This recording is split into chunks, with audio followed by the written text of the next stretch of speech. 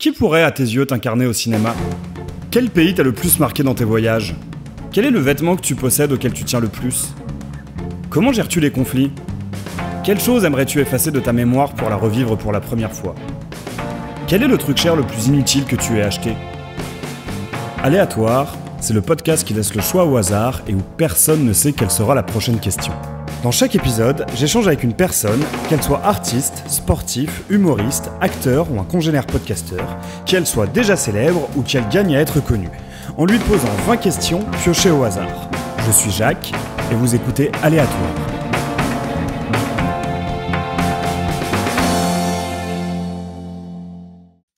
Bien, bonjour à toutes et à tous, chers auditeurs et auditrices d'Aléatoire. Je suis très heureux de vous retrouver et de vous retrouver en compagnie de Louise Découfflé. Salut Louise. Salut, c'est Decoufflé. Decoufflé, pardon, j'ai dit quoi ? T'as dit Découfflé. J'ai dit Découfflé, Decoufflé. Ouais, t'inquiète, c'est une erreur que tout le monde fait tout le temps. Et ben voilà, il fallait que je la fasse et il fallait que je la fasse en introduction du podcast. C'est parfait. Merci.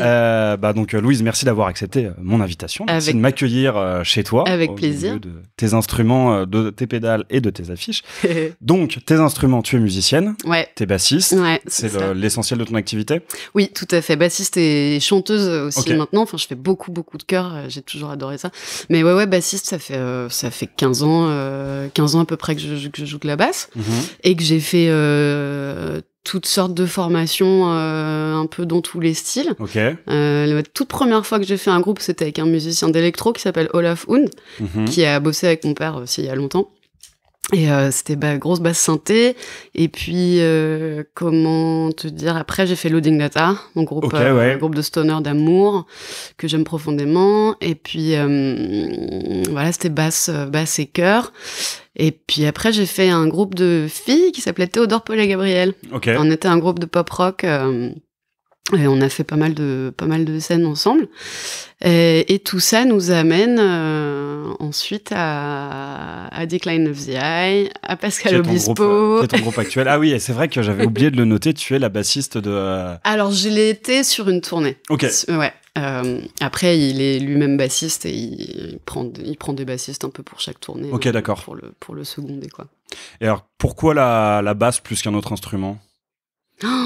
Alors ça, parce que quand j'avais 19-20 ans, je traînais chez un pote qui était bassiste et j'ai pris la basse. Et j'ai fait tiens, c'est sympa quoi, j'aimais bien. J'avais fait de la guitare classique en étant môme au conservatoire, mais j'avais pas touché d'instrument à cordes depuis super longtemps. Et puis juste comme ça en fait. Et il m'a dit tu sais quoi, prends-la chez toi. J'ai ramené la basse chez moi, c'était une corde noire, et puis j'ai déchiffré Led Zepp, et puis c'était parti, quoi. Ah, c'est intéressant ça, que t'as commencé relativement tard finalement par rapport à beaucoup d'autres musiciens que j'ai pu rencontrer, qui en général commencent au collège. C'est souvent ça, surtout dans le métal, dans le rock, tout le monde commence à 14-15 ans, voire 12. Voire encore plus tôt pour certains. Mais assez tard, et qu'on soit bien d'accord, à la base c'était vraiment pour pécho et pour avoir de la street cred en tant que meuf. Si tu veux, j'adorais la musique, mais j'avais envie que ça ait de la gueule, quoi. Je trouvais ça cool de plus être dans le public, mais de vouloir passer de l'autre côté, tu vois. Et voilà, je me suis tout de suite senti bien avec cet instrument. Et puis voilà, je suis assez vite montée sur scène, alors que je savais vraiment pas jouer. Mais c'est comme ça qu'on fait tous. Bah oui, bien sûr. Et mais alors du coup, vu que tu as commencé, donc comme je l'ai dit, assez tard, là où la plupart des gens commencent vers 13-14 ans et donc se disent je veux être guitariste, je veux être bassiste, je veux être musicien en fait dans la vie, et que vers 19-20 ans tu commences en général à savoir à peu près vers quoi tu te diriges. Tu te dirigeais vers quoi avant de prendre cette basse chez ton pote? Professionnellement, tu veux dire? Professionnellement ou en projet de vie en règle générale? J'en avais aucune idée. J'en avais vraiment aucune idée. À l'époque, j'étais étudiante en philo, donc c'est te dire si j'avais aucune idée de ce que je voulais faire de ma vie. J'ai fait une licence de philo après. C'est ça, philo, sociaux, langue en général. Les humanités, c'est pour les gros branleurs comme moi, privilégiés, qui aiment bien être super cultivés. Et non, je savais pas du tout ce que je voulais faire dans la vie. Et je ne sais toujours pas. Et du coup, donc tu joues aussi, alors, tu as peut-être dit, mais donc dans la compagnie de ton père. Oui, voilà. PCA Philippe Découfflé. Ouais, où tu es en ce moment sur scène avec le spectacle Stéréo. Ouais, tout à fait. Et alors, donc, ton père est chorégraphe. Ouais, chorégraphe, metteur en scène. Et du coup, quelle place tu prends dans le projet Alors, j'étais dans le projet depuis le tout début, depuis la conception, hein, ça c'est sûr, parce que mon père voulait faire un spectacle sur le rock, le rock, son énergie, son histoire, un peu, ses clichés aussi, et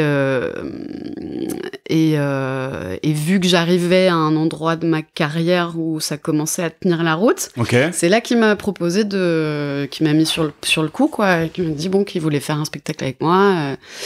Et voilà, mais forcément j'étais ravie. Après, il a écrit son spectacle. Au départ, il y avait toute une liste de reprises. Ça devait être un spectacle que de reprises au départ. Et maintenant, c'est moitié compo, moitié reprise. Et donc j'ai été intégrée au processus de casting des autres musiciens aussi. Ça a pris pas mal de temps pour trouver le chanteur-guitariste et le batteur qu'on a avec nous, qui sont donc Arthur Satan, auteur-compositeur du groupe JC Satan, et Romain Boutin, son batteur qui le suit sur tous ses projets. Et qu'est-ce que je te disais ? Oui, c'est ça, j'ai été dans le processus depuis le début. Mais voilà, je pense qu'on a attendu bien longtemps avec mon père pour bosser ensemble, que je sois un peu installée, qu'il n'y ait pas trop de doute sur ma légitimité là-dedans. Et moi, pour le coup, je m'y sens très légitime, très bien. Et techniquement, la place que je prends, je suis plutôt au fond. Le groupe, on est plutôt au fond de la scène. Sûr, ouais. On est sur des plateformes qui bougent, qui avancent, qui reculent un peu. Et tu verras quand tu viendras le voir. Hein. Plaisir. Avec plaisir. Et alors, Pascal Obispo, comment tu t'es retrouvé à jouer dans son groupe sur sa tournée ? Eh ben alors, c'était quand déjà ? Cette tournée, c'était fin 2019, début 2020. C'était c'était sur 3 mois, 2-3 mois. Fin 2019, tout début 2020, juste avant les confinements. Et par audition, en fait, ça fait 10 ans que j'ai un agent. Alors je dis ça entre guillemets, mais parce qu'il m'appelle pas beaucoup. Mais je suis quand même dans les papiers d'un agent qui fait bosser des musiciens à la télé, en fait, beaucoup. Et ces dernières années, j'ai fait quelques one shot où on m'appelle pour aller à The Voice pour jouer en playback derrière Florent Pagny ou derrière un tel ou une telle. Parce que c'est toujours du playback à la télé. Hein, ah ouais, même, à part, même les backing bands non, alors les backing bands genre des émissions, genre N'oubliez pas les paroles et tout, ça joue vraiment. Mais dans 90% des cas, c'est du PBO, c'est-à-dire que le chanteur en live et l'orchestre est en playback. Ok, d'accord. Bref, voilà, plusieurs interventions rigolotes à la télé comme ça, et un jour fin 2019, il m'appelle et là c'est pour une vraie audition pour jouer vraiment. Il m'a juste dit que c'était pour un gros artiste de variété français. Je suis allée à l'audition, on était 5 filles, il voulait une bassiste. D'ailleurs, oui, je précise que tous mes jobs rémunérés en musique, je les ai eus parce que j'étais une fille. Hein. C'est toujours recruté d'abord pour le genre et ensuite pour le jeu, mais c'est comme ça. Et donc, quand je passe cette audition, Pascal était pas là, et puis j'ai complètement foiré pour moi. En plus, il fallait faire mourir de main et allumer le feu. Je me suis plantée j'ai mal relevé allumer le feu. J'étais pas dans la bonne tonalité. Bref. Une cata. Et puis finalement, ils m'ont rappelé moi. Voilà, j'étais vraiment ravie. Et puis ça a été une expérience super, quoi. Déjà, ça m'a ramené ma première intermittence. Merci Pascal Obispo. Et en plus, juste avant le Covid. Et... Mec, c'est une chance. Pas trop mal, ouais. Une chance assez inouïe sur ce coup-là. Et puis c'était hyper intéressant à plein de points de vue, quoi. Parce que moi je connaissais pas les tournées de Zénith. Ouais, bien sûr, ouais. Et c'est très différent des tournées de danse ou de métal en van. Ouais, évidemment, ouais. C'est évidemment pas les pareil. Conditions doivent être un peu plus confort. C'est débile. C'est débile, c'est-à-dire que je touchais pas ma basse à part sur scène, quoi. J'avais un technicien. Et vraiment, j'avais jamais connu ça où t'as vraiment rien à faire, quoi.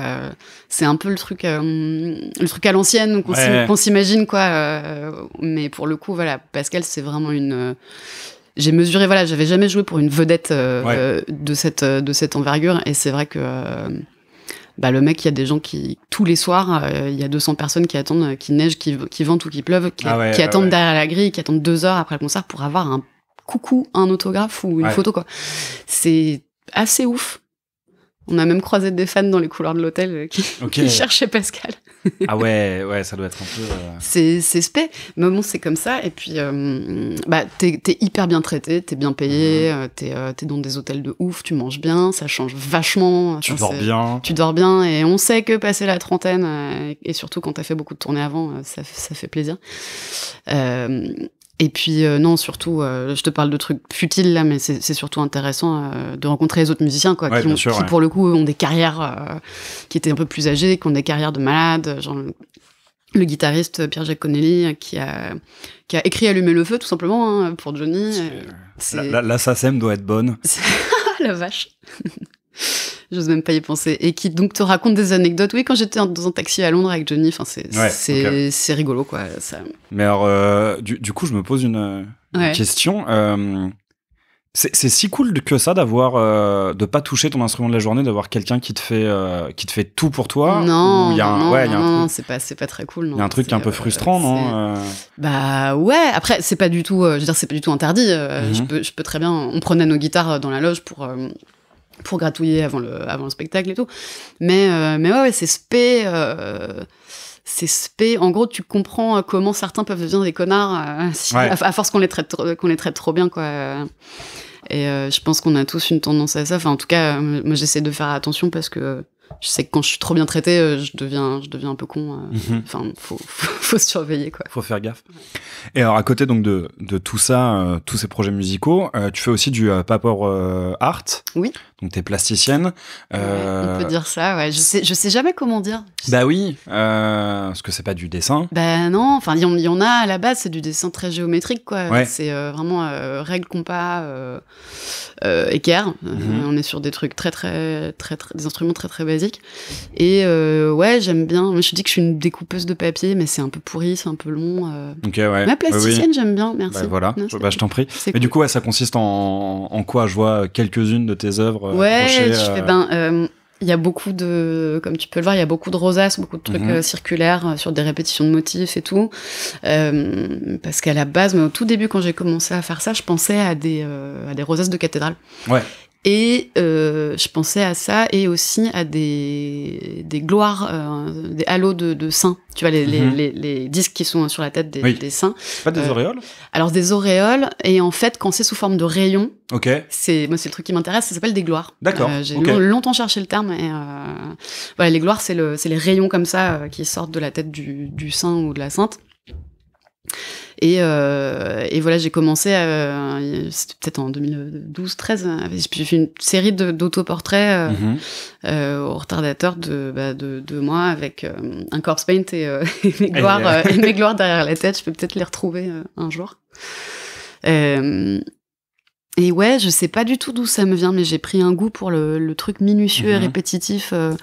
Pour moi, c'est une vraie... je peux y passer des heures la nuit. C'est quasiment thérapeutique, quoi. Parce que t'as tes pensées qui peuvent s'envoler un peu ailleurs. Et tout en voyant le motif naître sous tes yeux, c'est assez satisfaisant. Mais alors, du coup, parce que oui, effectivement, il y a pas mal de rosaces, de trucs géométriques. Comment ça passe? Tu découpes chaque chose ou tu le plies et tu fais les découpes et ensuite, en le dépliant, ça donne... Non, je les plie pas. Je fais tout parce que, en fait, pour que ça se tienne un petit peu, t'es obligé d'avoir une certaine épaisseur de papier, un certain grammage. Ouais. Parce que sinon, je fais aussi... là, tu vois, il y a une petite guirlande en papier de soie qui, elle, était pliée 10 fois. Et c'était facile de découper dedans. Mais sinon, je découpe plus dans des papiers au moins 180, voire 200, 220 grammes mètre carré. Du coup, déjà, c'est dur. Tu pètes des lames assez régulièrement. Et du coup, si tu le plies, non seulement la pliure va marquer, ça va pas être beau, et tu vas te casser les doigts. Ouais, ok, d'accord. Très bien. Parce que je découpe avec un tout petit cutter tout fin, Olfa, là, et ouais, faut quand même appuyer, mettre de la force. Très bien. Bah écoute, je sais pas si tu as des choses à ajouter à ta présentation, ou alors on passe aux questions de la boîte. C'est très bien, c'est très bien. Passons aux questions de la boîte. Et la première... Penses-tu être trop gentil ou pas assez? Oh là là, c'est un vrai trop. Clairement trop, ouais. Okay. Même si parfois on me reproche d'être une connasse, mais je pense que et je vais te sortir des trucs qu'on a déjà entendus pas mal de fois, mais souvent quand une femme est assertive et se défend et affirme ce qu'elle veut, on passe pour une connasse ou bon, c'est un peu un cliché, mais mine de rien, moi je pense que en tout cas dans ma vie, je me suis un peu trop laissé marcher sur les pieds à pas mal de moments, et du coup ça fait quelques années que j'essaye de dire non, de dire j'en ai rien à foutre, et de dire j'en ai rien à foutre de ce que tu penses en fait. Ok. Donc non, je pense trop gentil, je vais essayer d'être un peu plus méchante. Oui, donc trop gentil, mais t'essayes de switcher sur un juste équilibre, ou on va rééquilibrer en n'étant pas assez? Sur un juste équilibre, en gros. Alors, moi, j'ai une double devise que je dis en anglais, ça fait vraiment débile, mais c'est do no harm, fais de mal à personne. En gros, sois pas un con et take no shit. Te laisse pas faire pour autant. Ok, ouais.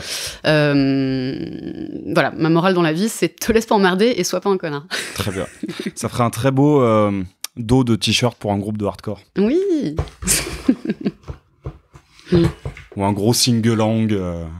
C'est ça. Y a-t-il quelque chose qui est considéré comme un luxe, mais dont tu ne pourrais pas te passer? L'intermittence. Ok. Du spectacle.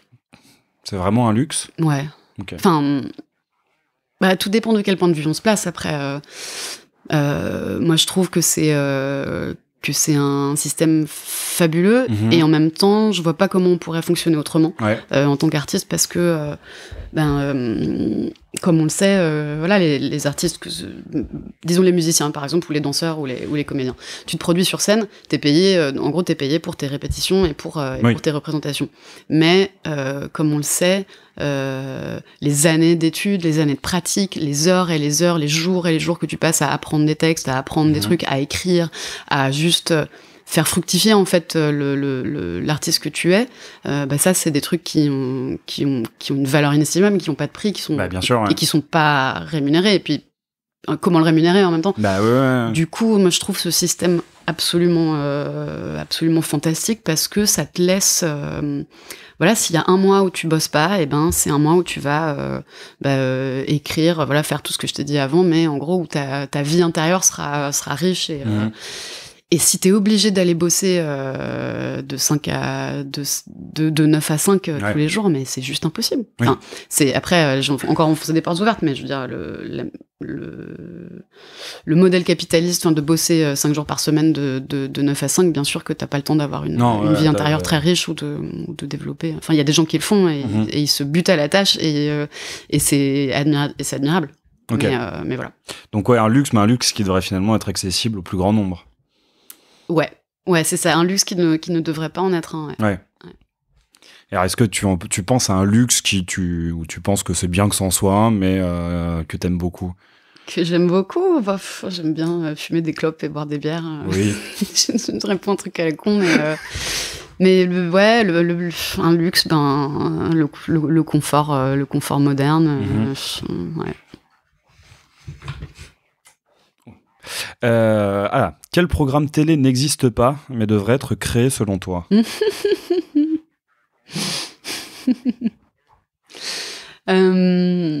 y avait je suis un peu emmerdée, parce qu'il y a un programme, s'il n'existait pas, faudrait l'inventer, c'est RuPaul's Drag Race, bien sûr. Ça fait 15 ans que ça existe, mais pour moi, c'est le programme télévisé dont j'ai toujours rêvé, et qui existe, et je voudrais plus de télé-réalité, pas de télé-réalité, mais de programmes queer, gay, un peu bien inclusif, et qui célèbre un peu les individus dans leurs différences. Okay. Voilà.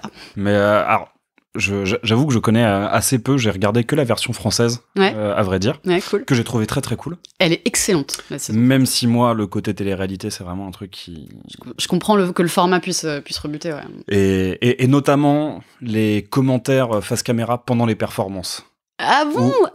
Moi, j'ai en mode, mais laisse-moi voir la performance, en fait. Arrête de couper pour... Mais j'avais entendu du dire, et notamment de personnes du milieu du drag, que justement, la version américaine n'était pas si inclusive que ça. Alors, c'est en effet une remarque qui a été faite. Après, je pense que c'est ce qui arrive toujours quand une contre-culture arrive au mainstream, c'est-à-dire que là, t'as toujours forcément un truc qui se dissout, qui est perdu en route. Cependant... alors oui, c'est vrai que il y a 15 saisons de Drag Race US et par exemple, on peut remarquer que pendant genre les 9 ou 10 premières saisons, RuPaul disait toujours allez and may the best woman win. Il disait toujours et que la meilleure femme gagne. Et en fait, depuis il y a des et jusque-là, c'était que des hommes gays qui participaient au show. Et depuis, il y a par exemple des femmes trans qui ont été intégrées. Et donc maintenant, il dit « And may the best drag queen win », que la meilleure drag queen gagne. Donc, après, la version US est très c'est très télé américaine. Quand la version française, c'est vrai qu'il y a plus de compétition envers les queens, entre les queens, il y a plus de, ça se taille un peu plus et tout, alors que l'édition française, t'avais une vraie sororité parmi les queens, vraiment un fort soutien et tout. Mais oui, c'est sûr que Drag Race US représente un truc, c'est l'industrie, quoi. Ça y est, c'est rentré dans le gros show business. Après, je pense vraiment que c'est inestimable l'impact que ça a eu sur le nombre de jeunes gays qui avaient besoin de s'identifier, qui ont vu ça, qui ont fait waouh, des grosses pédales, des hommes en robe avec des perruques, mais c'est incroyable. Ok, ouais. Et du coup, tu aurais une idée de programme queer qui n'existe pas et que tu pourrais créer? Bah, il y a toujours des trucs de relooking et tout, mais ça, il y en a marre de relooker les gens, ils sont très bien comme ils sont. Ouais, peut-être une émission culturelle. Ouais, je verrais bien une émission culturelle avec un peu de fun dedans. Ouais. Ok, ouais. Ben je dis ça alors que Trax vient de se terminer. Donc, est-ce que quelqu'un m'entend et peut refaire un Trax D'ailleurs, au moment où on enregistre, demain il y a une vente à prix libre de toutes leurs archives. Sérieux? Ouais. Wow. Au profit d'une association, ça commence à 14h, je pense qu'à partir de 11h, il y aura la queue. Mais tu m'étonnes. Je vais peut-être essayer. Mais ok, un nouveau track, ça serait ce serait pas mal. Alors, qu'est-ce qui te manque le plus dans le fait de ne plus être enfant? Qu'on s'occupe de tous les problèmes pour moi. Franchement, c'est ça, parce que à part ça, moi je me dis très souvent que putain, je suis contente d'avoir 35 ans, que vraiment avant c'était dur. Moi, perso, j'ai trouvé que la période entre 15 et 25 ans, c'était la plus dure de la vie. Ah là là, parce que t'es à la fois en train de grandir, tu deviens un adulte, et en même temps, tu sais rien, t'as pas d'expérience, tu captes rien à la vie, t'avances dans le noir. Et c'est terrifiant. Perso, j'ai trouvé qu'à partir de 25 ans, ça s'arrangeait un peu, parce qu'avec l'expérience, c'est un peu moins la panique, quoi. Ouais, bien sûr. Et à partir de 30, ça commençait à aller mieux, et maintenant, je dis pas que tout va bien, mais ouais. En revanche, merci papa, maman de pas m'avoir appris à gérer l'administratif et tout ça, parce que vraiment, c'est un enfer. Voilà. Okay. Merci pour rien. Eh ben écoute, on va continuer à parler de l'enfance. Quelle est la plus grosse bêtise que tu aies faite étant enfant? J'ai pas fait des grosses bêtises. Moi, j'ai toujours eu un peu peur. J'ai toujours eu plus peur de me faire engueuler que envie de faire la connerie. Ok. Mais alors je pense que c'était avec mon cousin Louros, qui, je le cite, qui est maintenant peintre de grand talent et tout, mais quand on était petit, on était un peu cons, surtout lui. Et C'est très, très malhonnête de se dédouaner comme ça alors qu'il n'est pas là pour répondre. Il va falloir que tu ailles l'interviewer. C'est ça. Et non, il a 3 ans et demi de plus que moi, donc quand on était môme, quand moi j'avais 5 ans et que lui 8 ans, j'étais je suivais tout ce qu'il faisait. Ouais. Et donc un truc très drôle, c'est que parfois on passait des journées à piéger toute la maison. Okay. À piéger toute la maison, c'est-à-dire à foutre des pièges pour que papy et mamie fassent tomber des trucs. Donc on accrochait la poignée de la porte à une bouteille de shampoing ouverte sur la table pour que quand mamie elle ouvre la porte, ça fasse tomber le shampoing. Enfin bref, un truc comme ça. Et non, le plus grave, c'est quand on a tiré à la carabine, on a cassé des carreaux des voisins d'en face avec une petite carabine à plomb, mais franchement... Oui, bon. Mais grosse influence, Maman, j'ai raté l'avion, comme... Ah bah maintenant que tu le dis, ouais. Ouais. Ah mais oui, c'est ça, parce que lui, il piège toute la maison pour les cambrioleurs. C'est ça, ouais. Et ben, Lou, si tu m'entends, on sait que t'as tout piqué à... On sait que t'as voulu reproduire Maman, j'ai raté l'avion. Ah, mais c'était donc ça, putain, merci, tu me fais comprendre des trucs. Je t'en prie. C'est une vraie séance de thérapie, ce podcast. C'est vrai. On va continuer dans la thérapie, alors. Allez. Quel a été le moment le plus gênant de ta vie ? Waouh, t'arrives avec des questions comme ça. Le moment le plus gênant de ma vie.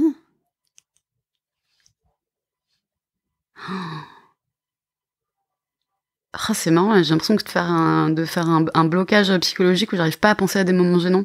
Ok. Ou à des rêves. Non, je peux penser à des... tu sais, tu rêves toujours que tu vas arriver à l'école avec à poil ou avec un roule PQ. Ça ne m'est jamais arrivé en vrai. J'ai vécu des moments de solitude dans des auditions. Parfois, mais c'était plus dans ma tête. Ouais. Moment gênant, non, j'ai réussi à jamais me vomir dessus trop. Ou, j'arrive pas à trouver. Bon, écoute, ça craint. Ça arrive, hein, c'est pas. Alors, on va parler musique. Ouais. Quel titre de chanson résumerait ta vie ? La vache.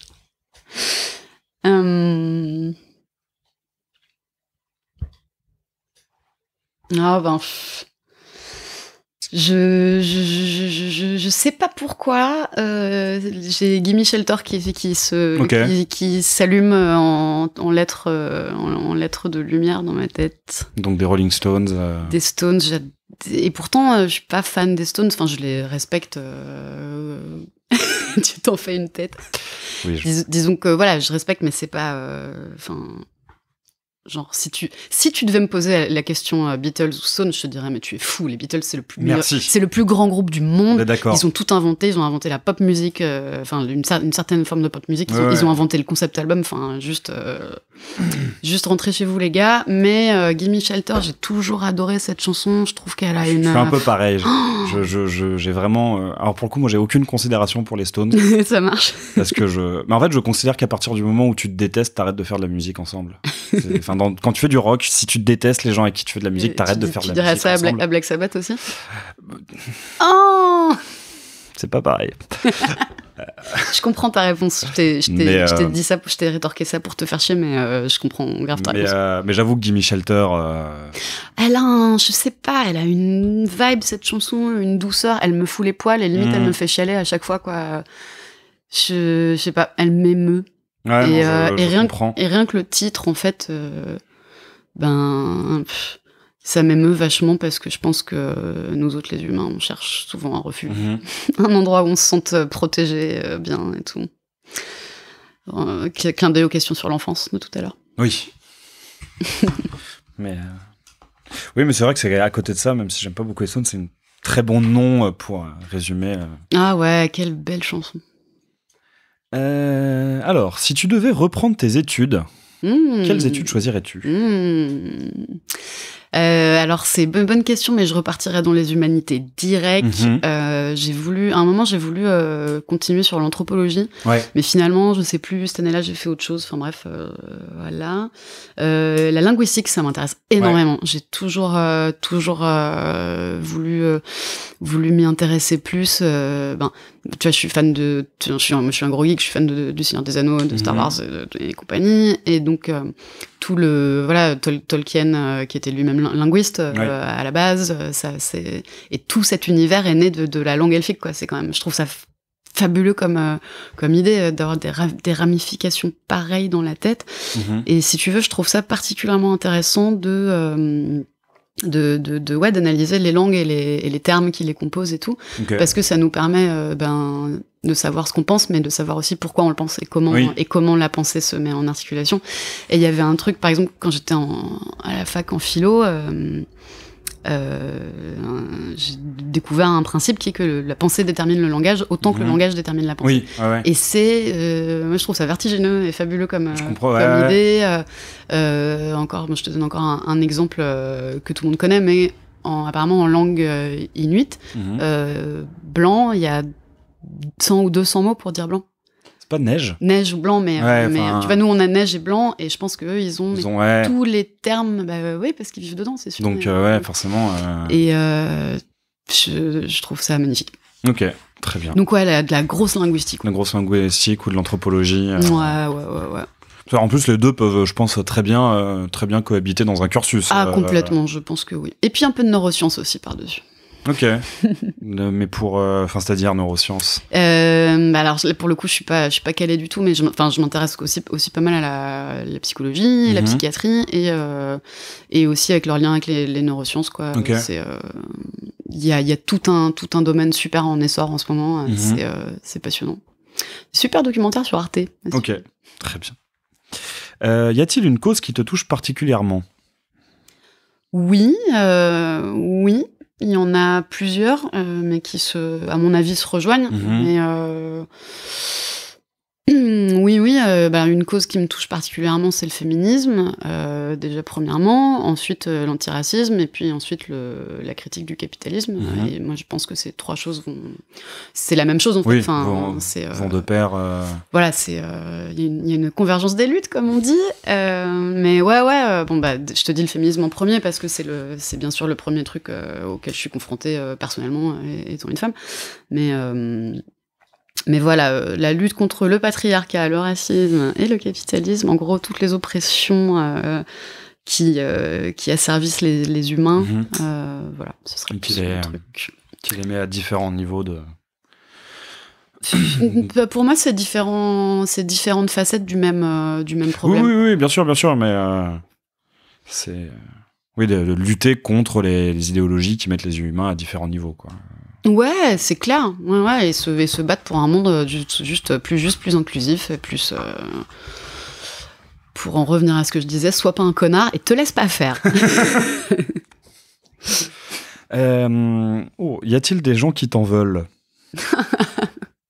Ouais, je pense, ouais. Je peux pas les citer. Mais tu peux préciser ta question. On est sur du professionnel, du personnel. Ah non, il y a rien de plus qui est précisé, donc c'est à toi d'en faire. C'est à toi d'en faire ce que tu veux. Écoute, je pense que oui, mais pour les mauvaises raisons. Ok, très bien. As-tu déjà collectionné quelque chose ? Je dirais que oui. Je collectionne les basses, on pourrait dire, mais bon, c'est pas vraiment une collecte. Et puis les pédales d'effet aussi. Non, j'ai jamais vraiment collectionné. En revanche, j'aimerais bien te parler de Feu mon grand-père, André Clément de Coufflet, donc le père de mon père, qui était un homme remarquable, plus jeune bachelier de France dans son année. Il a eu son bac à 15 ans, je crois. Docteur en histoire et en philosophie, je crois. Il a été fonctionnaire de l'UNESCO, il était passionné de prospective. Il a écrit des bouquins dans les années 70. C'est-à-dire de prospective. La prospective, c'est la contraction des mots prospection et perspective. C'est pas une science, mais c'est quelque chose. C'est une discipline qui utilise des connaissances scientifiques, sociales, etc. pour établir des scénarios sur le futur. Ok, d'accord. Donc c'est un truc que tous les amoureux de science-fiction connaissent, notamment par exemple dans Fondation, dans le cycle Fondation d'Asimov. Tout ce qui s'appelle la psychohistoire, pour moi, c'est une adaptation en roman et à très grande échelle de la prospective. Ok, d'accord. Et donc, mon grand-père, il était passionné par le futur, la science-fiction, les voitures qui volent, et lui, son truc, c'était d'établir des scénarios pour le futur. Et il collectionnait les trombones. Ok. Enfin, les trombones, les trombones pour attacher du papier, quoi. Les petits, il avait une collecte de trombones, mais... Et alors, comment il est différencié? Parce que... ils étaient tous accrochés sur C'était une sorte de tableau au mur, tu vois, de grosses planches au mur, avec des petits clous, super bien mis, nickel et tout, et il accrochait les trombones dessus, quoi. Et je me souviens d'un trombone en forme de pied qui me fascinait. Ah oui, non, c'est vrai qu'il y a des trombones fantasy. Ouais, il y avait des sacrés trombones dans sa collection de toutes les tailles, de toutes les couleurs, de toutes les formes. Voilà, je voulais te préciser ça. Bah écoute, la collection de trombones. Alors, quel est le meilleur conseil que l'on t'ait jamais donné? Alors, il y a un conseil que... Je peux t'en dire deux. Bien sûr. Il y a un conseil que nous a donné à la cantonade un prof quand j'étais à l'école de cinéma. Oui, parce qu'après la... aussi fait après la fac de philo, quand j'ai foiré la licence, j'ai validé le DUG, mais la licence, c'était trop chiant, on faisait que de la phénoménologie, c'était relou. J'ai voulu voir... il fallait que je continue les études, et je me suis dit, allez, cinéma, parce que j'adorais ça. Et je me suis retrouvée au CLCF, c'est une école privée. Après, franchement, c'était pas une super expérience. Après, ce professeur Jean-Paul Tance, qui est une personne absolument fabuleuse, et je crois qu'il enseigne toujours. Et donc, bref, tout ça pour dire, il nous a dit, ne te prends jamais, toi, comme personne au sérieux, mais prends ton travail et celui des autres très au sérieux. Ok. Voilà, c'est très bateau et tout, mais je trouve que c'est de l'or, parce que quand tu commences à faire l'amalgame entre ton travail et toi, tu pètes un câble. Faut quand même te rappeler que voilà, toi t'es une personne, ton travail c'est autre chose, et que faut prendre très au sérieux ton boulot, ce que tu fais, mais pas toi en tant que personne. C'est un où on pourrait dire par exemple, si tu te prends plein de compliments sur ton boulot, prends pas ça pour toi personnellement, ça reste pour ton boulot. Et le deuxième, c'est mon père qui m'a dit aussi, je trouve ça assez mignon, une œuvre d'art, c'est pas... Alors, je sais pas s'il citait quelqu'un ou si c'est de lui, vraiment, mais il m'a dit, une œuvre d'art, c'est pas fini quand tu peux plus rien ajouter, c'est fini quand tu peux plus rien enlever. Ok, oui. Et j'adore, voilà. Ouais, ce qui a plutôt un bon conseil, effectivement. Et puis, moi qui découpe du papier et qui fait que enlever des trucs. En plus, ça... mais j'aime bien ça, que parfois, faut arrêter de rajouter des trucs, t'enlèves 2-3 trucs et en fait, waouh, c'est bon, ça tient là. Est-ce facile de te connaître? Ça dépend. Je dirais ça dépend comment tu t'y prends. Ça dépend vachement de l'attitude de la personne en face. Mais... Et ça dépend vachement de si j'ai envie que tu me connaisses ou pas. Si j'ai envie, si j'ai pas envie, c'est chaud. Ok. Mais qu'est-ce qui me donne envie? C'est alors, ça, qu'est-ce qui te donne envie ou pas envie? C'est à la fois ta façon de marcher quand t'arrives, et aussi comment j'ai dormi, comment je me sens. Oui, c'est ça. Ça dépend pas forcément de la personne en face, en fait. Non, ça dépend vachement de moi aussi, de mes dispositions. Ouais. Ok. Quelle est la célébrité que tu aurais aimé rencontrer? Moi, je dis toujours PJ Harvey, mais d'un autre côté, on dit qu'il faut jamais rencontrer ses idoles. Donc, en fait, j'ai super envie de la rencontrer, mais j'ai en même temps trop peur. Je pense que, je sais pas, si je me suis déjà imaginé plein de fois si je la croisais. Dans Paris ou. Non, ou même. Alors, c'est quoi, je me suis même imaginé que j'allais un jour jouer dans un gros festival et que j'allais la croiser en backstage, tu vois. Et je me suis dit, mais comment je vais réagir? Et je pense que je serais starstruck complètement. Je pense que je vais me coller au mur comme un électrocuté, et plus pouvoir bouger, et si on me la présente, je vais faire je vais vomir sur mes chaussures. Mais donc PJ Harvey, Ah ouais. J'avoue, je connais très très mal, il faut. C'est ma chanteuse préférée. Je l'adore. Tu as découvert comment? Dans l'enfance. Ma mère avait l'album Stories from the City, from the Sea, son album de 98, je crois. Donc j'ai poncé dans mon enfance, et je m'y suis remise quelques années plus tard,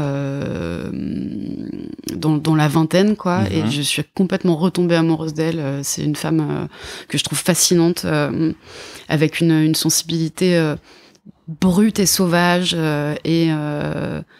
voilà, bon, même si je la connais pas une maman, j'ai lu 2-3 trucs sur elle et franchement, c'est un personnage tellement romanesque.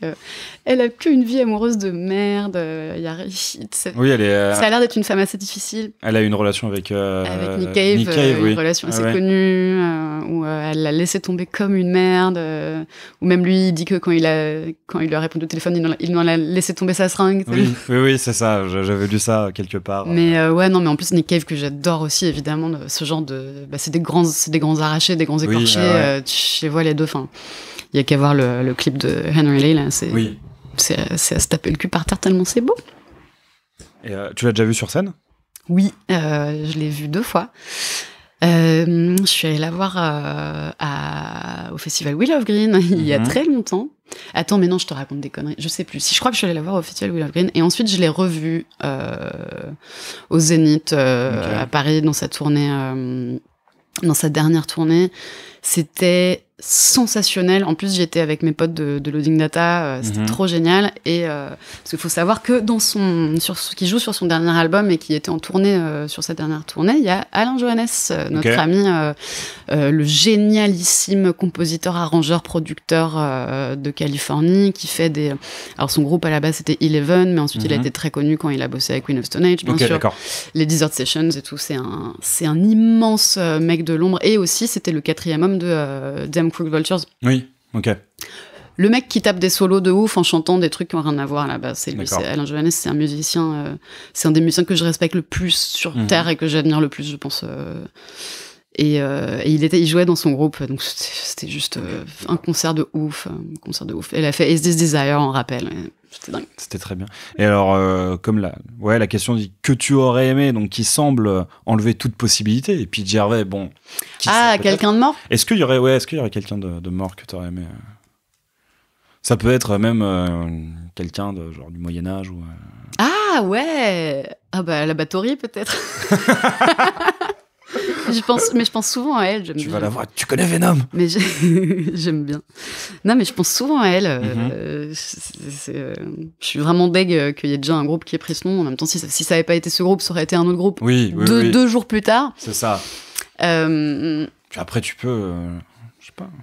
C'est peut-être trop gros pour qu'un autre groupe puisse s'appeler comme ça. Ah oui, non, mais c'est clairement trop gros. Un perso historique.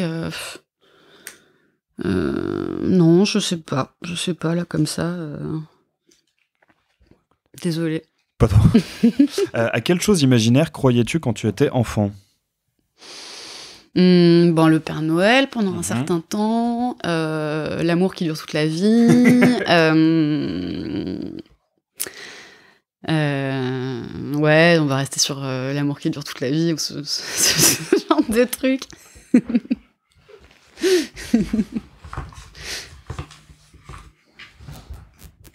Alors, on a un peu approché cette question, mais on va peut-être un peu. Quels sont tes critères pour te faire une opinion des gens ? C'est très.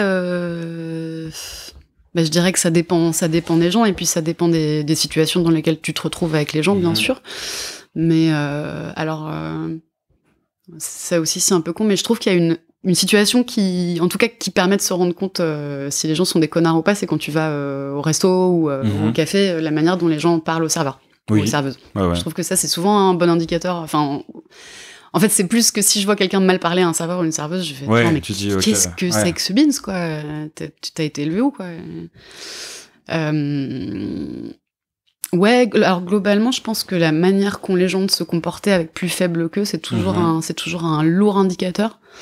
C'est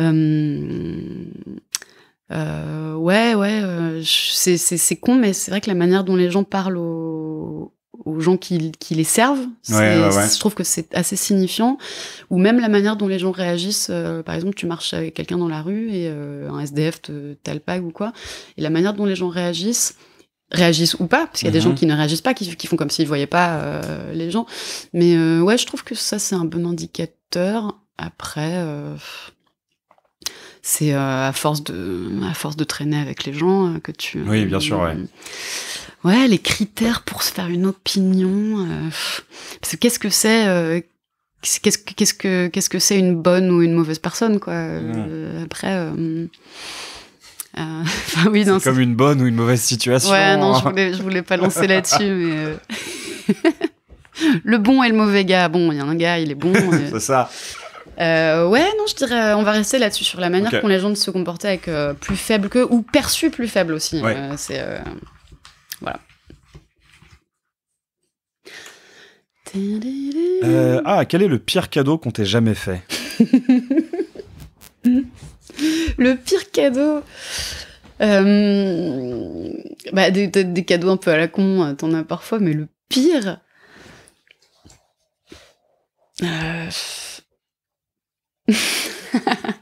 alors c'est un peu le meilleur, mais je vais le dire dans le pire pour la faire marrer. De toute façon, elle écoutera pas. Le jour de mes 5 ans, le jour de mon 5e anniversaire, on m'a donné une petite sœur. Garance de Conflé, si tu m'entends. Vous êtes nés le même jour? Ouais, elle est née le 12 novembre. Elle est née le 12 novembre 92, Garance, et moi 87. Donc le meilleur et le pire cadeau que j'ai jamais eu, c'était bien Garance, que j'embrasse fort. Très bonne réponse. Bah écoute, elle écoutera l'épisode, non? Ouais, oui. Bien sûr. Es-tu quelqu'un d'audacieux? Vraiment pas assez à mon goût. Ça, c'est une très bonne question, parce que, enfin, en même temps, c'est facile d'y répondre, mais ouais, moi, très souvent dans la vie, et ça rejoint un peu ce que tu me demandais sur est-ce que tu trouves que t'es trop gentil ou pas, en fait. C'est que très souvent, dans la vie, j'ai eu envie de dire un truc ou de faire un truc, et je me suis dit, ouais, mais non, de toute façon, c'est pas une bonne idée parce que, de toute façon, ça va pas marcher, ou de toute façon, non, mais on va te dire que t'es con, ou quoi. Et donc, tu te fermes ta gueule toi-même avant même d'avoir pensé que tu pouvais l'ouvrir. Ouais. Et donc, je pense que ouais, par autocensure ou par auto persuasion que ça va pas marcher, ouais, je pense que l'audace m'a beaucoup manqué dans ma vie, et j'essaie de fais ou ne fais pas, il n'y a pas d'essai. Je deviens plus audacieuse maintenant. Ok, allez. Très bien. Référence à Maître Yoda pour les rares auditeurs. Tu es très Star Wars? Ouais. Ah ouais, je suis au dernier degré, quoi. Je regarde tous les trucs qui sortent là, vraiment. Mais ouais, j'ai toujours été fan. Il y a quelques vaisseaux ici dans la maison pour nos auditeurs qui n'ont pas la télé. Effectivement. Mais ouais, je suis très très branchée Star Wars et science-fiction de manière générale. J'adore les batailles dans l'espace, putain, les vaisseaux et tout. Meilleure série qui n'ait jamais été faite en SF, Battlestar Galactica, que je conseille très fort, la version 2004. Voilà. Très bien. Alors, ça serait lequel ton Star Wars préféré? Ou ton œuvre Star Wars préférée, d'ailleurs, parce que il y a les jeux vidéo, il y a les... Alors, les jeux vidéo, c'est le côté qui me manque, j'avoue. J'ai jamais trop été branché jeu, mais beaucoup de potes, en revanche, énormément de potes qui jouent à Battlefront, et qui s'appellent, ou à Knights of the Old Republic, Ouais, Knights of the Old Republic, il paraît qu'il était bien. Incroyable. Mais non, le côté jeu vidéo, j'ai pas. Mais sinon, je sèche vraiment toutes les petites séries qui sortent et tout. Alors, récemment, la série Mandalorian, vraiment, j'ai surkiffé. Et sinon, non, la trilogie originale, et puis, avec l'Empire contre-attaque en number 1. Très bien. T'as découvert ça enfant Ouais, c'est mon père qui m'a fait voir ça vers 9-10 ans, en disant, écoute, ma fille, ça, c'est fondamental. Donc, c'est parti pour un marathon. Ouais, en plus, quand t'avais 9-10 ans, c'est au moment où la prélogie est sortie. C'est ça, elle est sortie, j'étais au collège déjà. Et la prélogie, j'y allais, j'étais en 5e, je crois, quand l'épisode 1 est sorti. Donc, je suis allée au cinéma plusieurs fois à le voir. Ah oui. Ah oui. Et alors, t'avais pas été outré par Jar Jar Binks? Ben non, parce que moi j'avais 12-13 ans. Ouais. Donc c'était parfait. Donc c'était complètement parfait. Attends, tu parles, 12 ans, j'avais des posters d'Aiden Christensen dans ma chambre, enfin c'était nimp, hein. Ah non, au contraire, j'ai mis longtemps, c'est quand j'ai grandi après que j'ai capté que la prélogie était cringe, mais j'avais pas du tout capté sur le moment. Non, elle est pas cringe, je suis pas d'accord. Elle est très très bien. Mais je l'adore aussi, je préfère la prélogie à la trilogie originale. Tu dis ça, c'est de la provoque ou... Ah non, réellement. Hein. Tu la préfères? Ah ouais. Mais, mais je pense que... Alors, moi, j'avais 5-6 ans quand le premier est sorti. Ouais. Donc, j'ai vraiment découvert avec la prélogie. Ouais, ok. Tu vois, je n'ai vu La Revanche des Sith... Non, pas La Revanche des Sith. Je n'ai vu le Retour du Jedi qu'au moment de la sortie de l'épisode 7. Parce que je me disais, quand même, faut que tu vois les 6. Ouais, et pourtant j'avais saigné Attends, mais t'es resté 20 piges en ayant juste vu la prélogie ? Non, pas en ayant juste vu la prélogie. En ayant vu la prélogie, l'épisode 4 et l'Empire contre-attaque. Et je n'avais pas vu l'épisode 6. Donc tu fais partie des gens qui ont vu la chronologie, en fait. Dans le désordre, globalement. Mais t'as vu l'épisode 1 en premier, quoi. J'avais peut-être vu l'épisode 4 avant, quand même, mais...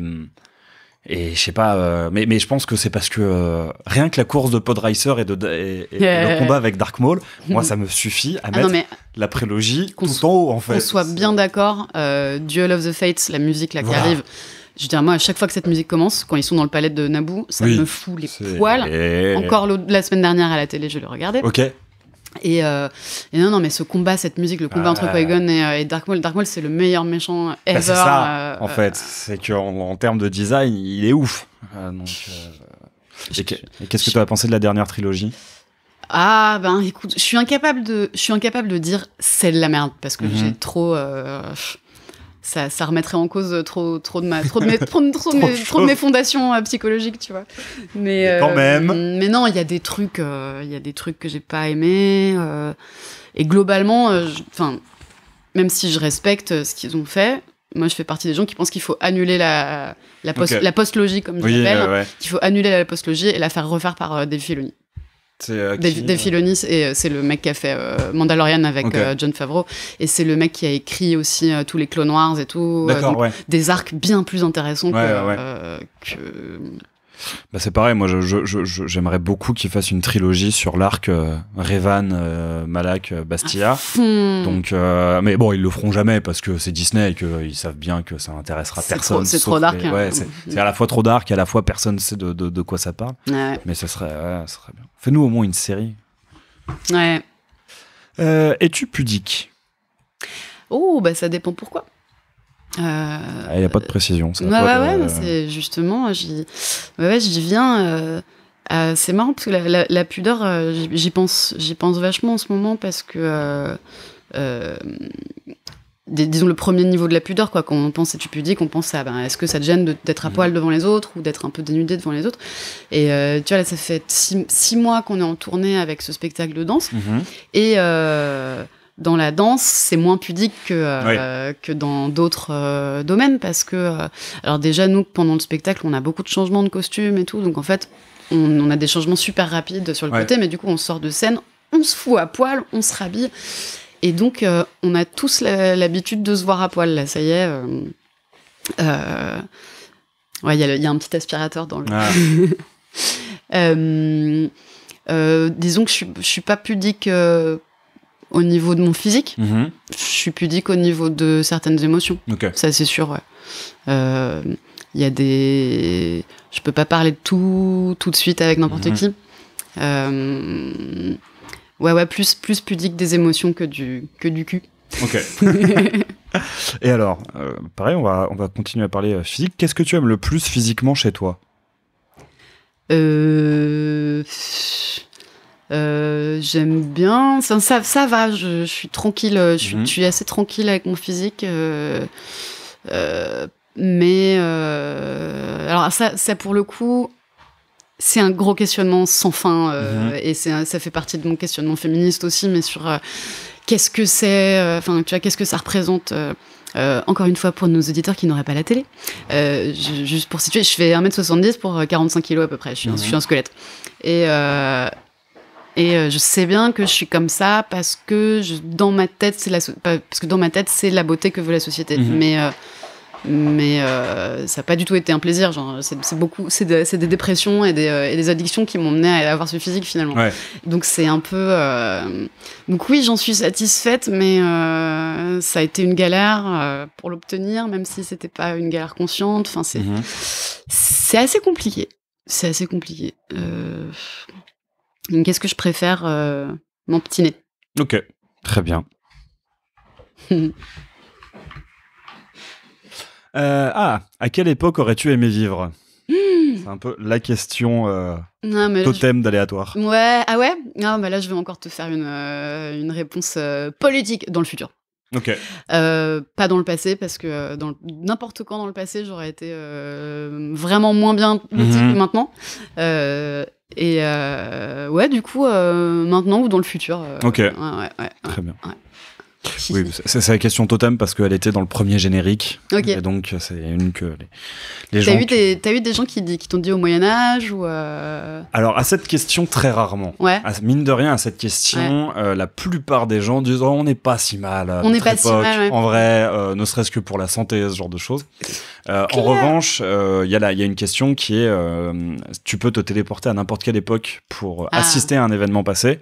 Et ça, pour le coup, il y a beaucoup plus de questions, effectivement, qui tournent autour du soit du Moyen-Âge, soit même de l'époque des premiers hommes, tout ça. Mais c'est vrai qu'à quelle époque aurais-tu aimé vivre? Les gens sont pas nombreux. Je crois que la seule personne à laquelle je pense qui m'ait donné une réponse différente de aujourd'hui, c'est un épisode qui n'est pas encore sorti au moment où on enregistre, mais qui sera sorti quand cet épisode sera sorti. C'est avec le rappeur Samir Hamad de Montpellier, qui je crois m'a donné la réponse des années 50-60 en France. Oui, il aurait bien aimé vivre à cette époque, mais c'est vrai que la plupart du temps, les gens disent de nos jours. Ouais, on est quand même pas mal. Ouais. Ah non, dans le futur, je suis vraiment chaud pour voir le futur. Y a-t-il quelqu'un que tu sais imiter? Non, malheureusement. Alors, je fais super bien la tortue, mais c'est uniquement visuel, donc malheureusement, je vais pas pouvoir te le faire. Non. Tu n'as pas de... Ah non, je suis vraiment à chier en imitation. Ok. Si tu pouvais choisir un nom de scène, lequel choisirais-tu? Ah, je pense que ça va être Albert Ier. Hein. Ok. Ouais. Qui est donc ton Instagram. Qui est mon Instagram, et puis qui est c'est ça, du coup, mon pseudo sur Internet depuis assez longtemps. Et d'ailleurs, pour ceux que ça intéresserait, je pense. Là, de toute façon, j'ai de la musique sur le feu que je suis en train d'enregistrer et d'arranger en ce moment. Je pense que ça va sortir sous le nom Albert Ier. Ok, d'accord. Et alors, ça vient d'où? Ça vient d'où? Ça vient vraiment, c'est quand j'ai créé mon Insta il y a quelques années, fallait mettre un pseudo et j'étais là, oh merde, je mets quoi? Et j'aime bien les nanas qui ont des pseudos masculins. Ok. Et tu vois, Théodore, Paul et Gabriel, mon ancien groupe. Ouais. Et j'avais un bouquin d'Albert Camus à côté de moi. Là, donc je fais Albert. Et premier, pourquoi pas en fait. Ok, d'accord. Pour mettre un truc un peu royal, rajouter un truc un peu royal parce que pourquoi pas. Très belle, très bonne origin story. Merci. C'est la dernière que je pioche. Ça va vite. Faut que c'en soit une bonne. Elle est bien celle-ci pour conclure. Si tu pouvais avoir un super pouvoir, lequel serait-ce? De voler. Okay. De voler, direct. Ah ouais, je vois pas... quoi d'autre que désirer d'autre comme super pouvoir. Parce que n'importe quel autre super pouvoir ferait de toi un connard ou une connasse. Quoi. Attends, imagine, tu peux te téléporter ou pas faux. Ou lire dans les pensées des gens, mais c'est impossible de pas en profiter. Abuser. Puis tu me diras de voler, c'est pareil. Hein. Je peux m'introduire n'importe où, ou en tout cas par la voie aérienne. Oui. Je peux arriver n'importe où par voie aérienne. Mais non, c'est plus ce rêve bleu, quoi. Ou Kenny au pays des nichons de l'espace. Mais attends, tu connais pas, c'est dans un épisode de South Park où je crois que c'est 4 pistes où Kenny, quand il sniffe de la piste de chat, il se retrouve dans un truc à la Metal Hurlant. Dans un space opéra, exactement, avec que des meufs vikings avec des nichons énormes. Okay. J'ai pas encore vu cet épisode. Je me refais tous les South Park en ce moment à l'heure du déjeuner avec mon coloc Paul. Excellent. Paul qu'on salue. Qu'on salue, qui bientôt sera dans Aléatoire. Yes. Quand, au moment voulu. Ok, mais donc voler. Oui, c'est intéressant ce que tu dis sur n'importe quel autre pouvoir. Tu ne peux pas ne pas en abuser. Ouais. Ce serait quoi, toi, ton mais moi, c'est d'être... non, le mot va pas m'échapper maintenant. En plus, j'en ai dit... je l'ai dit tellement de fois. D'être télépathe? Non, c'est d'être omniscient. Et donc quoi, de tout savoir? Tout savoir sur tout. Mais sur absolument mais tout. Tu penses pas, franchement, que si tu savais tout sur tout, tu te tirais une balle? C'est probablement l'échéance, hein. C'est pas inenvisageable, hein. Putain, mais imagine, tu connais tout, mais... Ah oui, non, ça doit être infernal, mais ça reste un peu la quête de ma vie, l'omniscience, donc... D'accord, de savoir tout sur tout. Ah ouais, j'en parle beaucoup avec ma psy. Ah ouais. On en avait longuement parlé dans l'épisode avec David, qu'on salue aussi. Ouais, qu'on salue, bisous David. Bisous David. Mais ouais, l'omniscience, c'est un truc... Ah ouais, ça alors. Mais t'es Dieu en fait quand t'es omniscient. J'entends bien, mais donc, mais justement Dieu, on lui a beaucoup reproché son omniscience. C'est vrai. Comme tu sais. Et que quand j'étais en fac, un de mes en deuxième année, on devait faire des sortes de mini-mémoires, quoi, des petits dossiers et tout. Et j'en avais fait un sur la théodicée, ce sujet me passionnait. Donc alors, qu'est-ce que c'est? Et donc la théodicée, c'est Leibniz qui fait ça en premier, donc au XVIIe, parce que donc au XVIIe, c'est un siècle où il y a pas mal de catastrophes naturelles. Il y a le grand tremblement de terre de Lisbonne, il y a le grand incendie de Londres, il y a du bordel en Europe et du bordel à grande échelle, quoi, des catastrophes à grande échelle. Et donc commence à s'élever des voix qui disent mais en fait si Dieu est omnipotent et omniscient, comment peut-il laisser arriver des choses pareilles, ce qui est une question hyper légitime, quoi. Et c'est là que Leibniz arrive et te dégaine la théodicée, c'est fabuleux. Théo, donc Dieu, et Odyssée. Alors, je sais plus, c'est la justice ou comme, en gros c'est rendre justice à Dieu. Et donc, Leibniz, qui à part ça était un philosophe brillantissime, commence à t'échafauder des trésors d'Imagination pour excuser Dieu, en fait. Ah ouais. Pour faire une lettre d'excuse à Dieu, littéralement. C'est un truc de malade. Okay. C'est génial, quoi, parce que...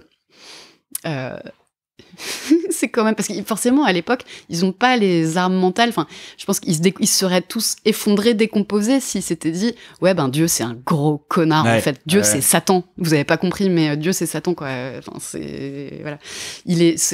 Ou alors, soit il n'est pas omniscient, donc il savait pas. Oui. Mais du coup, c'est quoi ce Dieu de merde? Et soit il n'est pas omnipotent, ou alors il est omniscient et omnipotent, mais encore pire, il a laissé faire, du coup. Ouais. Donc, dans tous les cas, t'es baisé. Et du coup, les philosophes ont pété un câble à cette époque-là, quoi. Ouais, et moi, je trouvais ça... comprendre. Je trouvais ça hyper intéressant et à la fois hyper drôle de voir les trésors d'argumentation que déploient les mecs pour rien, quoi. D'auto-persuasion, presque. Oui. Mais tout simplement parce qu'ils ont même pas... Ils sont pas... La mort de Dieu est encore deux siècles après. Ils ont pas encore les armes pour penser ça. Ouais. Même Kant, qui lui écrit un siècle plus tard, et qui a quand même pondu la critique de la raison pure. Enfin, niveau philosophie de la connaissance, c'est la révolution. Kant lui-même a prouvé l'existence de Dieu dans un essai. Ouais. Donc c'était pas gagné. Il pouvait pas non plus. Fallait attendre Friedrich et sa proclamation de la mort de Dieu pour arriver à penser tout ça. Très bien. Bah écoute, c'est à ton tour si tu le souhaites. Ouais, tu fais quoi? Je pioche un truc et je te la pose. C'est excellent, ça. Alors, tac. C'est 3. Ah, Jack. Quelle chose aimes-tu observer chez les gens? Il n'y a pas de choses en particulier que j'aime observer chez les gens. Ouais. J'ai déjà un peu répondu à celle-ci, je sais plus dans quel épisode. Mais réponds encore. Mais il n'y a pas de choses particulières que j'aime observer chez les gens. En revanche, j'aime beaucoup observer les gens. Mais ça m'a été un peu... j'ai déjà des copines qui me l'ont reproché. J'ai une copine qui me l'a reproché, mais qui est dans le sens que quand je suis, par exemple, dans les transports en commun, mon regard va vraiment se balader sur quasiment tous les visages et toutes les personnes. Tu fixes les gens dans les transports? Non, je les fixe pas parce que justement, je cartographie énormément, donc mon regard bouge énormément, en fait, et je peux switcher énormément. Et après, il n'y a pas forcément de choses en particulier que je... C'est juste, ça m'a interpellé ce que tu as dit, tu cartographies, en gros, quand t'arrives... C'est marrant parce que moi, je dis, je scanne. Oui, mais toujours quand j'arrive dans le transport, en tout cas, tu fais un petit tour d'horizon pour dire, ok, il y a ça autour de moi. C'est un peu ça, ouais. Mais c'est vraiment du début à la fin, quoi. Vraiment, je me balade c'est pas, ok, j'ai cartographié, je peux regarder mon téléphone, c'est vraiment... Tu fais que ça pendant ton trajet. Constamment. Après, ça m'arrive aussi de scroller, de doom scroll comme tout le monde sur mon téléphone. Et après, alors, c'est pas vraiment observé, parce que c'est pas tellement avec les yeux, mais je pense que je prête pas mal attention à la façon dont les gens parlent de leur passion. Et de la façon dont les gens parlent de ce qui les passionne. Et je crois que c'est un peu, ça fait partie des choses auxquelles je fais attention. Je comprends. Chez les gens. Parce que toi, t'as des trucs que t'aimes observer? Je sais pas, mais ce que tu viens de dire, ça me parle en tout cas. Enfin, c'est vrai que la manière dont les gens parlent de leur passion, de ce qu'il est. En fait, c'est juste un truc que j'adore. C'est voir des gens parler de ce qu'ils aiment. C'est ça, ouais. Des gens qui sont contents en fait quand ils te parlent d'un truc, qui sont hyper enthousiastes et motivés, et qui ont les yeux qui brillent. Et ça arrive chez des gens de 12 ans et des gens de 92 ans, et c'est trop mignon. Et c'est ça. Tu retrouves, je trouve la mignonnerie et l'étincelle dans le regard des gens quand ils parlent d'un truc qui les passionne. Mais ça peut être n'importe quoi. Ça peut être la fabrication des trous dans le gruyère, quoi. Oui. Ou les trombones. Ou les trombones. Mais oui, putain, exactement. Ou le maïs. Je sais pas si t'as déjà vu cette interview d'un gamin qui dit qu'il adore le maïs. Ouais, un petit gamin noir, c'est dans une foire aux États-Unis. Je crois que c'est une chaîne YouTube qui n'interviewe que des gamins sur leur passion, justement. Et il est en train de bouffer son maïs. Et il est en mode, mais le maïs, c'est génial, c'est une invention de Dieu. C'est trop On m'avait parlé du maïs, c'est quand j'ai goûté. Et vraiment, il est tout peu, il est tout. Ouais, il doit avoir 7-8 ans, pas plus. Et à côté de ça, t'as. Il a rencontré Dieu, quoi. Probablement sa grand-mère qui est morte de rire de voir comment il parle au micro de sa passion pour le maïs. Vraiment, cette vidéo est géniale. Mais ouais, voilà ce que j'aime bien observer chez les gens. La façon dont ils parlent de leur passion. Ouais, grave. Après, il y a des passions où si les gens commencent à m'en parler, je me tire. Oui, non, mais c'est sûr que si sa passion, c'est la chasse, je vais pas... Voilà. Et encore, je pense que la chasse, je pourrais réussir à échanger avec la personne. Mais on en parlait avec David, genre moi, si c'est les cryptos, les NFT, je me barre. Je comprends tout à fait. Ça m'intéresse pas, ton histoire. Donc, ouais. Voilà.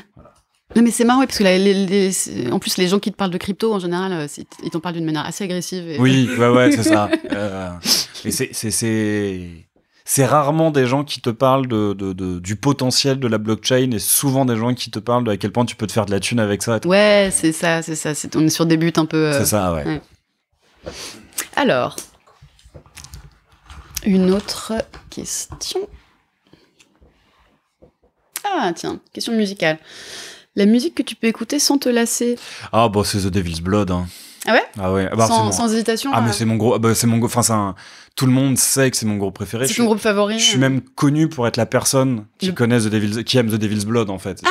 C'est toi le plus grand fan de The Devil's Blood? Non, mais il y a des gens qui disent, ah ouais, Jacques, c'est le mec qui adore The Devil's Blood, en fait. D'accord.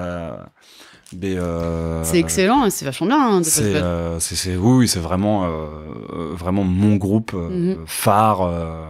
Et c'est alors musicalement c'est hyper bien, moi aussi j'adore, et ils ont une histoire assez tragique, ce groupe, quoi. Bah oui, enfin tragique, je sais pas. Enfin, c'est le guitariste est décédé il y a quelques années, quoi. Il s'est suicidé il y a 9 ans, mais parce qu'il considérait... Déjà.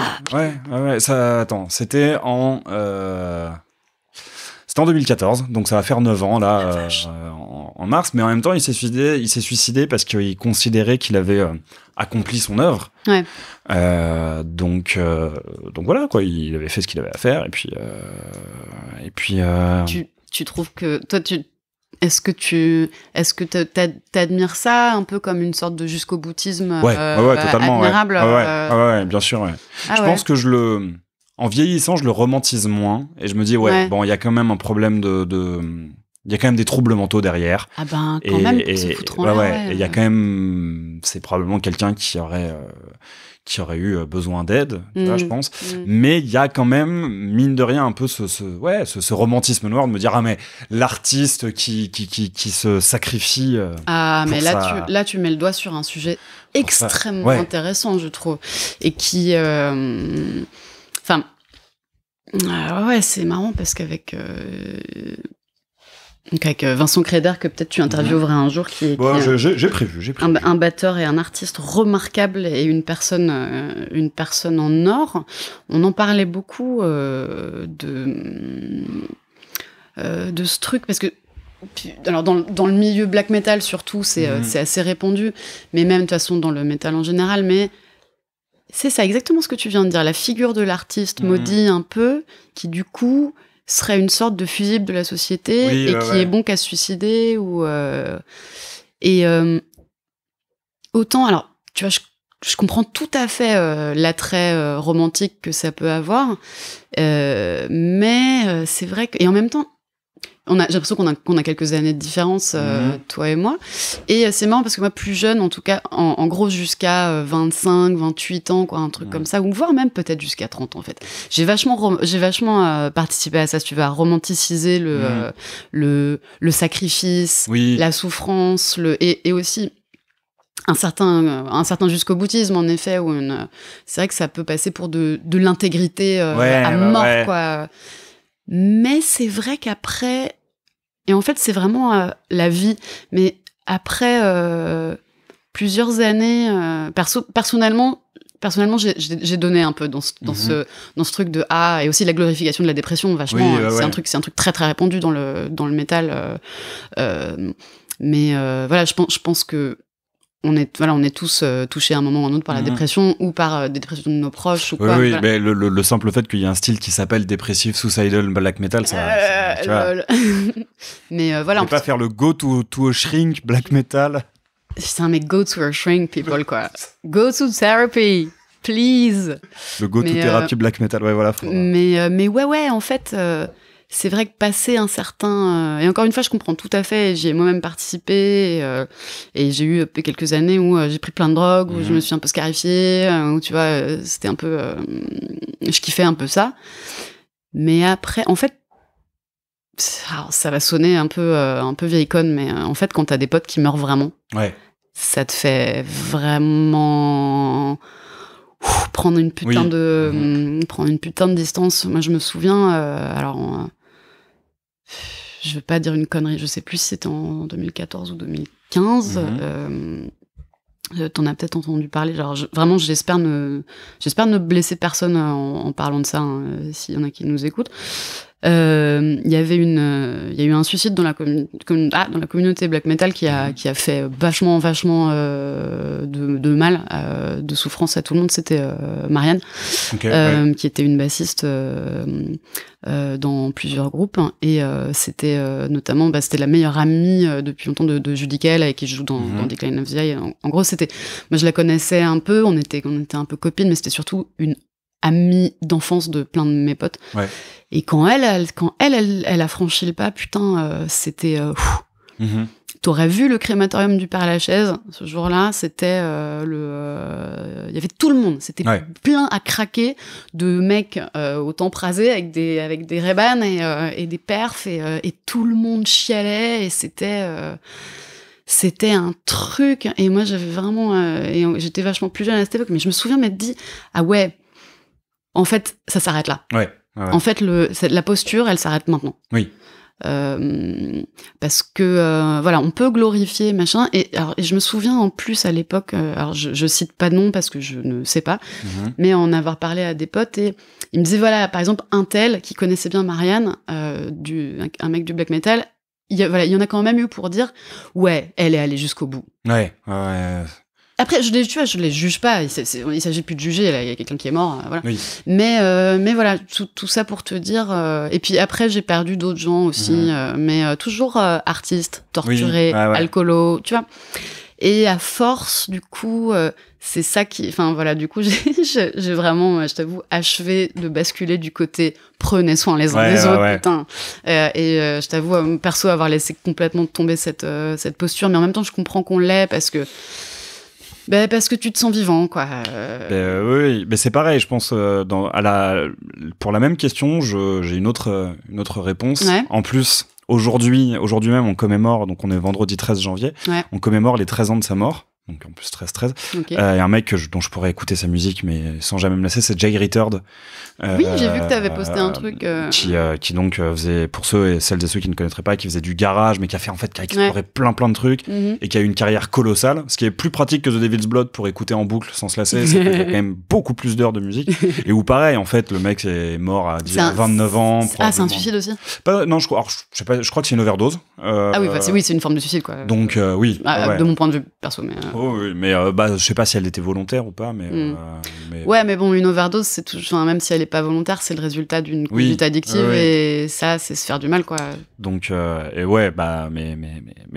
ça, c'est que mine de rien, aussi, il y a quand même beaucoup d'artistes en fait qui nous ont touchés et qu'on aime, qui ont cette attitude, et en même temps, faut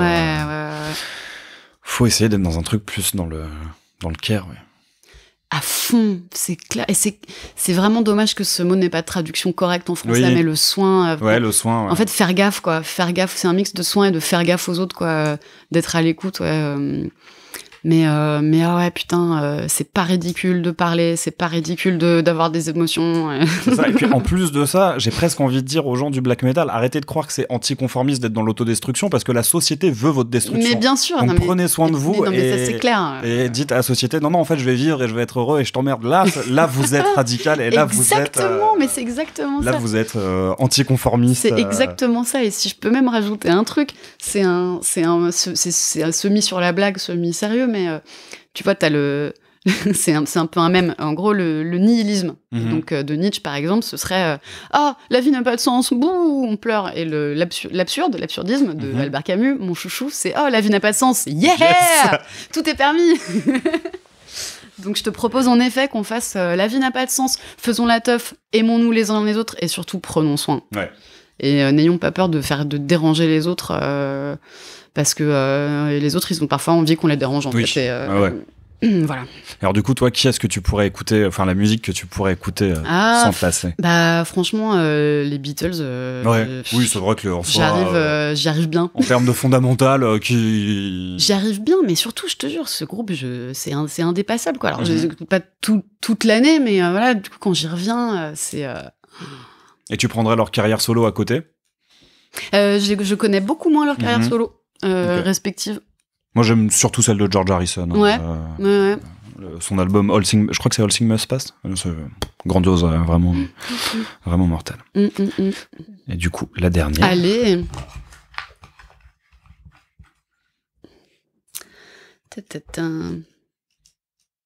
Alors ça, si tu pouvais exercer ton art sans être connu, le ferais-tu? Bah, je suis pas connu, donc oui, en soi.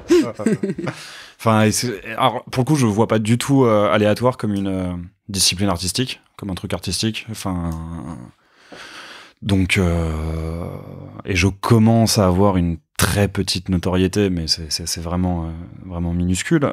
Mais oui, enfin, je le continuerai quand même. Même si je dois reconnaître que j'ai pu avoir des petits coups de down. Pas les écoutes ont jamais pu m'attrister. Les nombres d'écoutes, tu veux dire? Ouais, le nombre d'écoutes m'a jamais affecté, mais l'absence de réponse de gens que je contactais, ça a pu pour aléatoire, ça a pu m'affecter. Et à côté de ça, bah, en tant que musicien, pour l'instant, j'ai rien fait, donc enfin, je suis pas connu. Tu es musicien? Oui, je joue de la guitare. Enfin, je suis pas musicien, je suis guitariste. Ouais, j'essaye en ce moment de bosser sur un projet hardcore. D'accord. Très bien. Je te souhaite plein de violence et de brutalité dans ton projet. Mais tu vois, pour le coup, je trouve que la scène hardcore, même s'il y a énormément de choses à lui reprocher, et je pense que c'est pour ça que je m'en suis un peu rapproché ces dernières années, c'est que je trouve qu'elle est un peu dans cette dynamique de prendre soin les uns des autres, tout en étant extrême dans la musique, dans l'attitude en concert, mais où il y a une...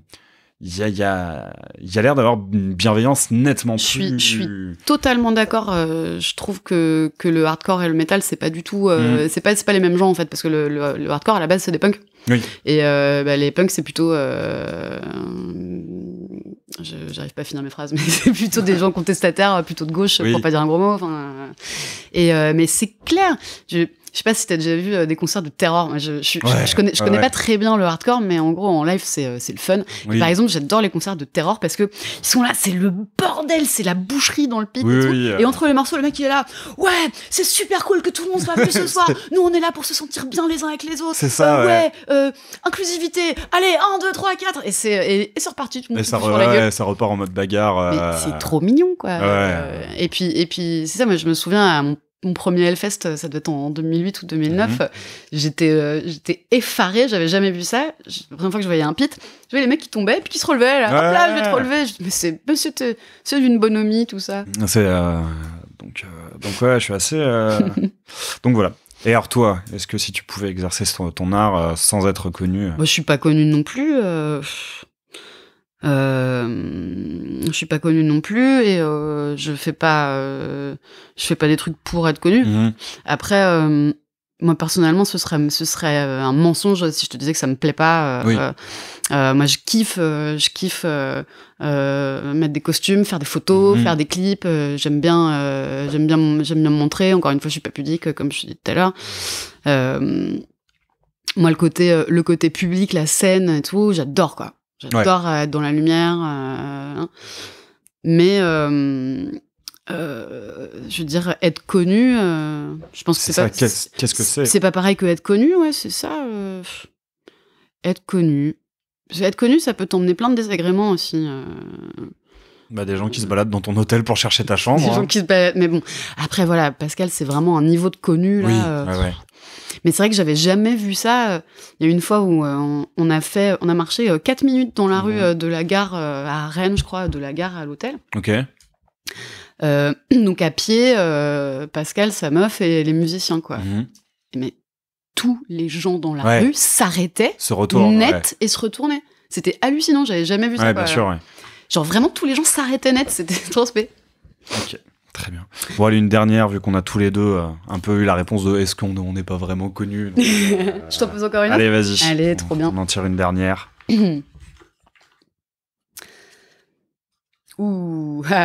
As-tu déjà eu l'impression qu'on s'intéressait à toi pour de mauvaises raisons ? Oh.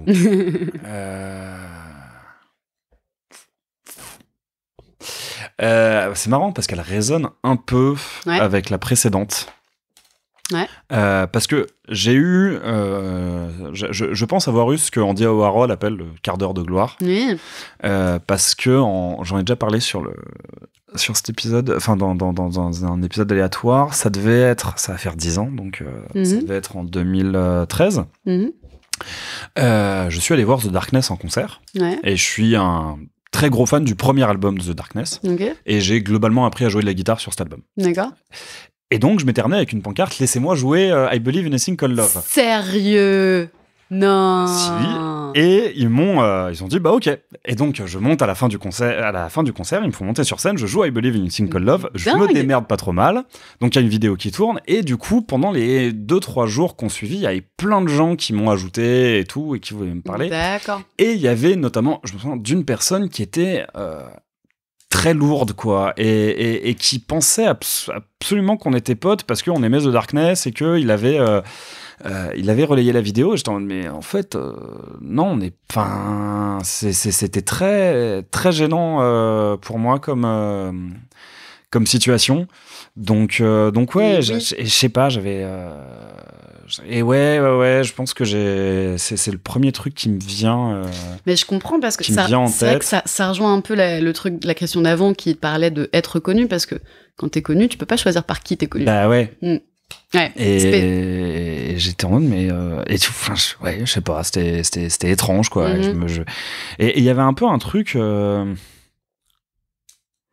Je suis pas très... Parce qu'en plus, je crois que le mec habitait pas en France, je crois c'était un Québécois. Et je suis quelqu'un qui est très... J'ai beaucoup de mal avec les conversations écrites, en fait, via les réseaux sociaux. Et je pense... Alors, c'est marrant parce que je pense à une ou deux personnes que j'ai rencontrées comme ça, et même des personnes que je n'ai jamais rencontrées en face à face, mais que j'ai très très bien connues. Mais je pense que c'est globalement quasiment impossible de me connaître et que j'ai envie de te connaître via les réseaux sociaux. Et du coup, les gens qui m'envoient des messages via les réseaux sociaux alors qu'on peut pas se voir, qu'on s'est jamais rencontré, je me demande qu'est-ce que tu veux en fait. Ça te met mal à l'aise. Qu'est-ce que tu recherches. Donc je pense qu'il y avait un peu de ça. Peut-être que ce monsieur cherchait une miette de rayonnement de ton quart d'heure de gloire. Parce que c'est vrai qu'il y a un moment, enfin, quand t'es connu, entre guillemets, enfin, en gros, dès que t'es dans l'espace public, tu deviens non plus une personne, mais en fait, une sorte de miroir sur lequel les gens projettent des choses. Ouais. Parce que les gens ne te connaissent pas. Et ils connaissent qu'une image de toi qu'ils ont vue. De toute façon, je pense que quelqu'un qui s'intéresse à toi pour les mauvaises raisons, c'est forcément que cette personne projette des choses sur toi. Ouais. Mais je dirais que dans le cas, je pensais plus au cas des fans ou des gens qui t'envoient, c'est ça, il t'a vu sur une vidéo, il a tout de suite, Si imagine que t'étais son pote, enfin c'est. Donc voilà. Et après, non, on sait jamais. Je crois pas qu'on se soit intéressé à moi parce que je pouvais apporter quoi que ce soit, un contact ou. Ouais, non, c'est le seul truc qui m'est à l'esprit. Et toi, du coup, je pense que. Ça m'est arrivé un certain nombre de fois, pour diverses raisons, pour diverses mauvaises raisons. Déjà, étant une fille tout court, tu peux t'imaginer le genre de mauvaises raisons. Étant fille d'eux, j'ai eu pas mal de. J'ai eu un peu toute ma vie des remarques parfois déplacées sur mon père. Après, quand même, l'immense majorité du temps, c'est hyper bienveillant et ça vient de gens qui veulent pas faire chier et tout. Après, je t'avoue que après avoir quand j'ai passé mon bac, je crois que c'est le bac de philo, donc j'étais en L, donc juste l'épreuve la plus importante. Après avoir planté mon bac de philo, je sors de la salle, mais j'ai envie de pleurer. Et là, l'examinatrice, au moment de me faire signer, me demande « Ah, mais vous êtes bien la fille, vous avez un lien ?» Je dis « Mais c'est pas le moment, là !» Ouais. Après, je suis toujours désolée quand il y a des gens qui me demandent des stages, mais je suis pas... Oui. C'est pas moi qui décide, quoi. Ok. Après, de mauvaises raisons. Comme je te disais tout à l'heure, j'ai des potes que ça choque beaucoup, que dans ma carrière, entre guillemets, musicale, j'ai quasiment toujours été recrutée sur la base de mon genre, d'abord. Et même si c'est de base une mauvaise raison... Moi, je suis pragmatique. Il ne tient qu'à moi que d'accepter le truc pour de la mauvaise raison, mais ensuite de le transformer l'essai pour de bonnes raisons, quoi. Oui. Voilà. Ouais, et puis... Parce que bon, j'ai quand même envie de bosser. En fait, je pense que c'est compliqué parce que... Ouais, je sais pas où je veux aller, donc on en parlera une fois que l'épisode sera fini. En tout cas, merci beaucoup de m'avoir accueilli chez toi. Mais avec grand plaisir. Pour tes réponses, j'espère que ça t'a plu. Très agréable. Comme je te dis, il y a une dernière question. Est-ce que tu pourrais me donner 2 personnes que tu aimerais entendre dans Aléatoire, une avec qui tu peux me mettre en relation et une inaccessible où ce serait vraiment le kiff de l'entendre répondre à ces questions. Faut que ce soit en français ou on peut... Pour l'inaccessible, non. D'accord. Faut juste que ce soit vivant. D'accord. Ok. En personne que j'aimerais bien entendre, je peux en dire plusieurs. Oui. Je veux dire des potes, des personnes que j'apprécie. Il y a Vincent Créder, batteur, grand batteur. Ouais, mais lui, je peux passer par Bleuren. Tu peux passer par plein de gens. Et en plus, à ton anniversaire, on en avait déjà parlé. J'avais déjà dit que j'envisageais de l'inviter. Il me dit mais quand tu veux. Mais ouais, donc ça ne compte pas. Tu peux pas. C'est pour lui faire un peu de pub. Non, j'entendrais bien Lila. Lila Eja. Je pense que tu pourras aussi trouver son contact par moi ou diverses personnes. Mais ça, c'est des gens que je connais. Après, un gens que je connais pas. Ah non, j'aimerais bien. J'aimerais bien entendre Arthur 7 ans, même si je le connais assez bien, mais je pense que tu pourrais peut-être lui poser quelques questions.